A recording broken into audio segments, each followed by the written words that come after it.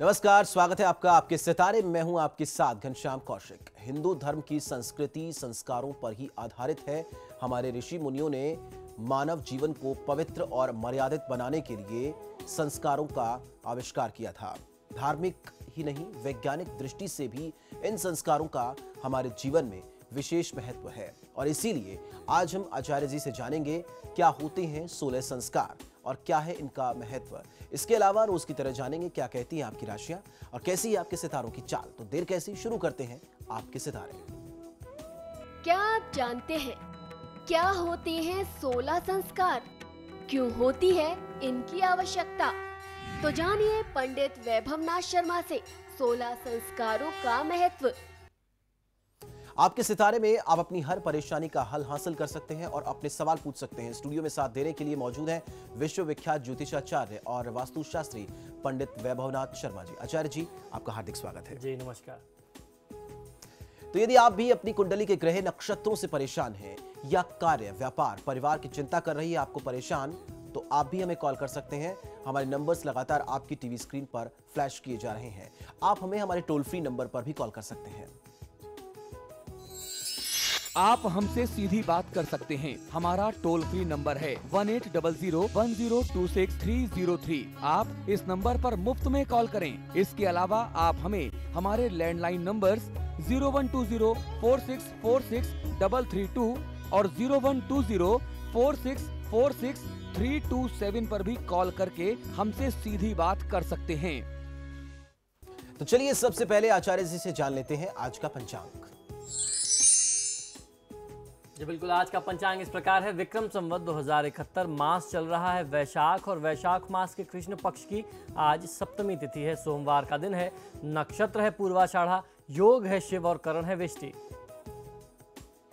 चलिए राशियों की तरफ बढ़ते हैं और सबसे पहले जानते हैं 12 राशियों के राशिफल में मेष राशि वाले जातकों का आज का दिन कैसा रहने वाला है। मेष राशि वाले जातक लोगों को आज किसी भी कार्य को शुरू करने से पहले, आरंभ करने से पहले उस कार्य के विषय में उससे संबंधित पूरी जानकारी आपको प्राप्त कर लेनी चाहिए। आज आपके और आपके पार्टनर के बीच में कुछ गलतफहमी और मनमुटाव की भी स्थिति आ सकती है। आज आप अपने आसपास की चीज़ों को अपने हिसाब से बदल सकने में सक्षम हो सकते हैं। आपको आज अपनी कामयाबी का एक बहुत अच्छा सा रास्ता भी प्राप्त हो सकता है। आज के दिन को शुभ बनाने के लिए ओम शिवाय नमः मंत्र का 108 बार जाप कर लेना आपके लिए सर्वोत्तम होगा। मानसिक थकान और उदासीनता को आप अपने ऊपर हावी ना होने दें। चलिए अब जान लेते हैं वृषभ राशि वालों का दिन आज का कैसा रहेगा और दिन को शुभ बनाने के लिए वो क्या कुछ करें और क्या ना करें। वृषभ राशि वाले जातक लोगों के लिए आज की दिनचर्या में इस बात की काफी उम्मीद है कि आप अपने दिल से जो भी निर्णय करेंगे, जो फैसले लेंगे, वह आपके पक्ष में सही सिद्ध होंगे। आज आपको अपनी आर्थिक स्थिति थोड़ी मुश्किल में अवश्य नजर आ सकती है। आज का दिन काम करने और लाभ में वृद्धि पाने का दिन है।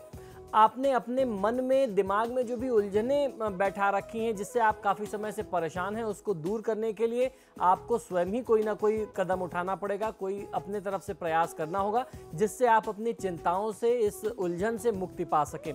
ओम शाश्वताय नमः मंत्र का 108 बार जाप कर लेना आपके लिए सर्वोत्तम होगा। आज की तिथि में यात्रा करने से बचना चाहिए। चलिए आगे बढ़ते हैं और अब जान लेते हैं मिथुन राशि वाले जातक अपने दिन को शुभ बनाने के लिए क्या कुछ करें। मिथुन राशि वाले जातक लोगों के लिए आज की तिथि में आपको वाद विवाद और लड़ाई झगड़े से काफी दूर रहना चाहिए। इसी में आपकी भलाई है। आज काम को सीधे तरीके से करें। ज़्यादा एक्सपेरिमेंट करना या कुछ नया उसमें रिसर्च करना, अनुसंधान करना आज आपको बहुत अच्छा लाभ नहीं दे सकता है। कुछ नया करने के चक्कर में उसके फेर में लेने के देने पड़ सकते हैं, यानी बड़ा नुकसान हो सकता है। आज आप जो भी काम करने जा रहे हैं उसको आपको पूरी तरीके से नियोजित रूप से, यानी प्लान्ड वे में करना चाहिए। किसी की बात को दिल से ना लगाएं। आज आप अधिक पैसे खर्च कर सकते हैं। खर्च की प्रवृत्ति आज ज़्यादा रहने वाली है, तो अपने खर्चों को नियंत्रित करने का प्रयास करना चाहिए। ओम शांताय नमः मंत्र का 108 बार जाप करेंगे तो आज के दिन का बहुत अच्छा लाभ ले सकते हैं। क्रोध पर जितना ज़्यादा से ज़्यादा नियंत्रण रखें, आपके लिए उतना अच्छा होगा। चलिए अब जानते हैं कर्क राशि वाले जातकों के सितारे आज क्या कहते हैं। कर्क राशि वाले जातक लोगों के लिए आज आपको यश और कीर्ति दोनों की प्राप्ति होने वाली है। आज किस्मत आपके साथ है। आज आपको अपनी भावनाओं को बहुत ज़्यादा नियंत्रित रखना पड़ सकता है। आपके किसी मित्र की सलाह आज आपके लिए बहुत ज़्यादा फायदेमंद हो सकती है। आज आपको अपनी किस्मत खुलवाने का कोई नया एक रास्ता मिल सकता है, यानी कोई बहुत अच्छा रास्ता आप खुद से एक्सप्लोर कर लें, खोज लें, जिसमें आपको चल करके बहुत अच्छा फ़ायदा मिल जाए भविष्य में। आज के दिन को शुभ बनाने के लिए ओम शक्ति संयुक्ताय नमः मंत्र का 108 बार जाप कर लेना आपके लिए सर्वोत्तम होगा। निवेश की स्थिति से आज आपको थोड़ा सा दूर रहना चाहिए। चलिए अब जान लेते हैं सिंह राशि वाले अपने दिन को अच्छा व्यतीत करने के लिए क्या करें। सिंह राशि वाले जातक लोगों के लिए खासतौर पर विद्यार्थी वर्ग के लिए आज अध्ययन अध्यापन में यानी पढ़ाई लिखाई में ज़्यादा मन लगाने की आवश्यकता है। खुद भी पढ़ें और लोगों को भी प्रेरित करें। परिवार में छोटे बच्चे हों उनको प्रेरित करना चाहिए पढ़ाई लिखाई के लिए। अपने पारिवारिक मसलों को समाप्त करने के लिए आज आप कोई बड़े निर्णय ले सकते हैं। आज कोई अहम फैसले आपको लेने पड़ सकते हैं। अपने स्वास्थ्य का आपको खास ध्यान रखना चाहिए। आज आप अगर कुछ प्रयास करते हैं अपनी पारिवारिक अपनी व्यापारिक चिंताओं के हल के लिए, अगर आप कुछ प्रयास करते हैं तो निश्चित ही जो भी आपकी मुश्किलें थी वो आज की तिथि में आपके प्रयास से हल होती हुई दिखती हैं। आज के दिन को शुभ बनाने के लिए ओम वीत भयाय नमः मंत्र का 108 बार जाप कर लेना आपके लिए सर्वोत्तम होगा। आज झूठ बोल करके लाभ कमाने से बचना चाहिए। चलिए अब जान लेते हैं कन्या राशि वालों का आज का दिन कैसा रहने वाला है। कन्या राशि वाले जातक लोगों के लिए आज चीजें आपके हिसाब से ठीक चलने वाली हैं। किसी विषय पर लोग आपकी राय जानने का प्रयास कर सकते हैं। राय देने से पहले आपको अच्छे तरीके से चिंता कर लेनी चाहिए, चिंतन कर लेना चाहिए, सोच और विचार कर लें, उसके बाद आप कोई राय दें। आज आपका उत्साह काफी बढ़ा हुआ हो सकता है। अपनी ऊर्जा का सही जगह प्रयोग करना चाहिए, आपको बहुत अच्छा फायदा मिलेगा। ओम विभुदेश्वराय नमः इस मंत्र का 108 बार जाप कर लेना आज के दिन को बहुत ही शुभ बना सकता है। आज ऐसा कोई भी व्यवहार न करें जिससे किसी के दिल को, किसी की भावना को ठेस पहुंचे। एक छोटे से ब्रेक के लिए यहां पर रुकेंगे। ब्रेक के उस पार हम बची राशि के ऊपर नजर डालेंगे और महा उपाय के बारे में भी बात करेंगे।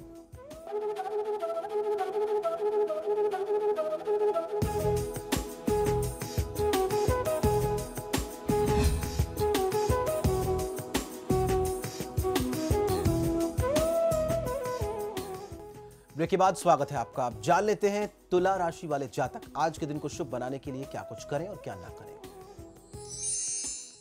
तुला राशि वाले जातक लोगों को आज की दिनचर्या में पुरानी बातों को भूल जाना चाहिए। आपको ये विश्वास रखना चाहिए कि जो भी कुछ हो गया पुराने समय में उसे भूल जाएं, उससे सीख लेते हुए आगे बढ़ें तो आपको बहुत अच्छा फायदा मिलेगा। अच्छा समय आपका इंतजार कर रहा है। आज अगर आपने अपने खान पान पर, अपने दिनचर्या पर सही तरीके से ध्यान नहीं दिया तो आपको स्वास्थ्य संबंधी समस्याएं तो आएंगी ही, लेकिन उसके साथ साथ आपके जो आवश्यक काम थे, जो जरूरी काम थे, वह अव्यवस्थित दिनचर्या के चलते वह भी छूट सकते हैं, वह भी अधूरे रह सकते हैं। आज आप लोगों से जो भी वायदे करते हैं उन्हें पूरा करने का आपको अपनी तरफ से भरसक प्रयास करना चाहिए। आज की दिनचर्या में आप थोड़े से भ्रमित भी हो सकते हैं, कुछ कंफ्यूज रहेंगे, तो बेहतर ये होगा कि जब अपने दिनचर्या को आप एक नियमित रूटीन की तरफ फॉलो करेंगे तो आपको फायदा मिल सकता है। आज के दिन को शुभ बनाने के लिए भगवान श्री गणेश की पूजा आराधना आपके लिए सर्वोत्तम होगी। ओम विनायकाय नमः मंत्र का 108 बार जाप कर लेना चाहिए। इससे आपको बहुत अच्छा लाभ मिल सकता है। जो भी नकारात्मकता आज के दिनचर्या की है वह आपसे दूर रहेगी। और उसके साथ साथ बहुत बड़े वादे, बहुत बड़े कमिटमेंट्स किसी से आज मत करिए। चलिए अब जान लेते हैं वृश्चिक राशि वाले जातकों की राशि आज क्या कहती है। वृश्चिक राशि वाले जातक लोगों को आज की तिथि में प्रयास ये करना चाहिए कि अपना व्यवहार, अपना बर्ताव बहुत ही शांतचित्त रखें। आपको आज सही रास्ता अवश्य दिखाई देगा। आज कार्य बहुत होगा, कार्य का दबाव बहुत होगा, जिम्मेदारियां बहुत ज़्यादा होंगी, लेकिन स्वयं अपने लिए मनोरंजन हेतु भी कुछ समय आपको अवश्य निकालना चाहिए। मुश्किलें किसी भी व्यक्ति को अधिक मजबूत बनाती हैं, ये बात आपको ध्यान रखना होगा। तो जो भी कार्य का दबाव आए, दिनचर्या कितनी भी कठिन और मुश्किल हो, उससे आपको डरना नहीं चाहिए। बुरा वक्त आता है और चला जाता है, परेशानियां भी आएंगी, समस्याएं भी आएंगी, और इन सारी समस्याओं के चलते आपको अपनी जिम्मेदारियों से विमुख नहीं होना। इस बात को आपको हमेशा ध्यान रखना चाहिए। ओम विधये नमः मंत्र का 108 बार जाप कर लेना आपके लिए सर्वोत्तम होगा। आज निर्णय लेने में जल्दीबाजी ना करें। चलिए अब जानते हैं धनु राशि वाले जातकों की राशि आज क्या कह रही है। आज के दिन को शुभ बनाने के लिए वो क्या कुछ करे और क्या ना करे। धनु राशि वाले जातक लोगों के लिए यदि कहीं आज आप इंटरव्यू के लिए जा रहे हैं तो आज आपको ये जॉब मिल जाए, ऐसी संभावना बहुत ज़्यादा है। ऐसा लगता है कि आज आपको कोई नई नौकरी मिल सकती है। खासतौर पर वो लोग जो नई नौकरी के प्रयास में थे और जो लोग अपनी नौकरी से असंतुष्ट हैं, वह भी आज प्रयास कर सकते हैं, उन्हें भी कुछ बदलाव की स्थिति दिखाई देती है। आज की तिथि में कोई ऐसा है जो आपसे आपका फायदा उठाना चाहता है, आपसे फायदा लेना चाहता है, उस व्यक्ति से आपको सतर्क रहना चाहिए, ऐसे लोगों से सतर्क रहना चाहिए और किसी भी व्यक्ति पर आंख बंद करके विश्वास करने से, भरोसा करने से बचना चाहिए। सफलता पाने के लिए कोई शॉर्टकट नहीं होता, इस बात को आपको बहुत अच्छे तरीके से समझना है। तो जब आप इस बात को समझेंगे तो अपनी मेहनत में, परिश्रम में आप कहीं से कमी नहीं करेंगे। आज के दिनचर्या को शुभ बनाने के लिए ओम विघ्न राजाय नमः मंत्र का 108 बार जाप कर लेना आपके लिए सर्वोत्तम होगा। पार्टनर के साथ झगड़ा या वाद विवाद को न बढ़ाएं। अब जानते हैं मकर राशि वालों की राशि आज क्या कहती है। आज के दिन को वो शुभ बनाने के लिए क्या कुछ करें और क्या ना करें। मकर राशि वाले जातक लोगों के लिए आज आपको निकल पड़ना चाहिए मेहनत की राह पर। मेहनत के सिवा और कोई दूसरा रास्ता नहीं है सफलता के लिए, इस बात का आपको विश्वास रखना चाहिए। आज का दिन कोई नया कार्य आरंभ करने के लिए आपके लिए बहुत ही अच्छा, बहुत शुभ दिन है। आज आप किसी से भावनात्मक स्तर पर जुड़ सकते हैं। मन की बातें आप जिस व्यक्ति से कहना चाहते थे, काफ़ी समय से आप ऐसा अवसर चाहते थे, आपको अवसर नहीं मिल रहा था, आज आप अपनी मन की बातें उस बहुत करीबी व्यक्ति से, घनिष्ठ व्यक्ति से दिल खोल करके कर सकते हैं। आज किसी भी व्यक्ति पर आंख बंद करके विश्वास आपको भी नहीं करना चाहिए। आज सिर्फ आपको अपनी बातें ही नहीं कहनी है। जब आप कार्यक्षेत्र में होते हैं या परिवार में होते हैं तो सिर्फ आपको अपना ही पक्ष नहीं रखना, अपनी ही बातें नहीं रखनी होती, दूसरों के सुझावों को भी, उनकी बातों को भी आपको सुनना चाहिए और उसको अमल में लाना चाहिए, आत्मसात करना चाहिए। आज के दिन का पूरा लाभ उठाने के लिए ओम वाणी प्रदाय नमः मंत्र का 108 बार जाप कर लेना आपके लिए सर्वोत्तम होगा। कार्यक्षेत्र की जो जिम्मेदारियां हैं उनकी अनदेखी ना करें। अब जानते हैं कुंभ राशि वालों का आज का दिन कैसा रहने वाला है, क्या कहते हैं उनके आज के सितारे। कुंभ राशि वाले जातक लोगों के लिए यदि आपने किसी से झगड़ा कर लिया था, किसी बहुत करीबी व्यक्ति से, मित्रवत जिससे आपके संबंध थे, उससे कोई बात में लड़ाई हो गई थी, तो आज उससे आपको क्षमा मांग लेनी चाहिए और दोस्ती पुनः एक बार से फिर से बहाल कर लेनी चाहिए। यही आपके लिए सबसे ज़्यादा आवश्यक है। आज पहले पुरानी जो जिम्मेदारियां थीं, जो पुराने रुके हुए काम थे, उन्हें पूरा करना चाहिए और फिर उसके बाद कोई नया कार्य आज अपने हाथ में, अपने जिम्मेदारी में लें तो आपको ज़्यादा फायदा मिलेगा।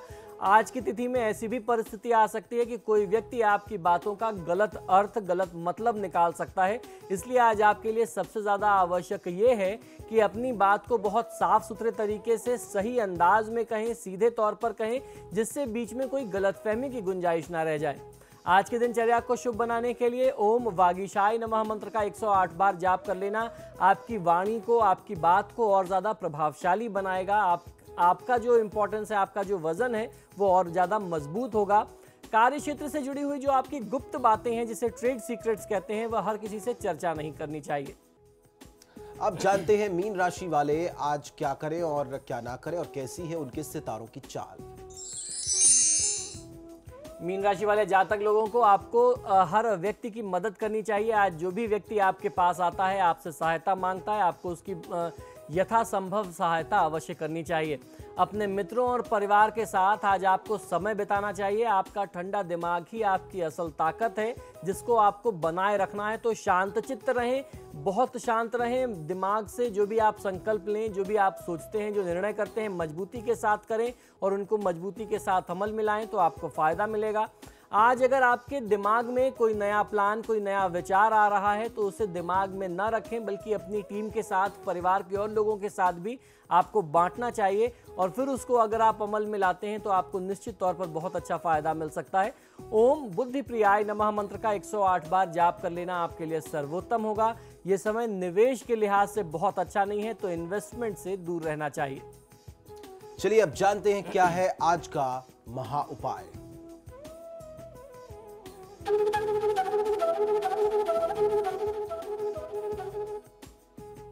जी बिल्कुल, आज का महा उपाय बहुत ही विशेष है। आज हम आपको बताने वाले हैं कि हमारे हिंदू धर्म में, हमारी सनातन परंपरा में 16 संस्कार क्या हैं और ये 16 संस्कार जो हैं वह आवश्यक क्यों हैं, इनकी आवश्यकताएं क्यों पड़ी।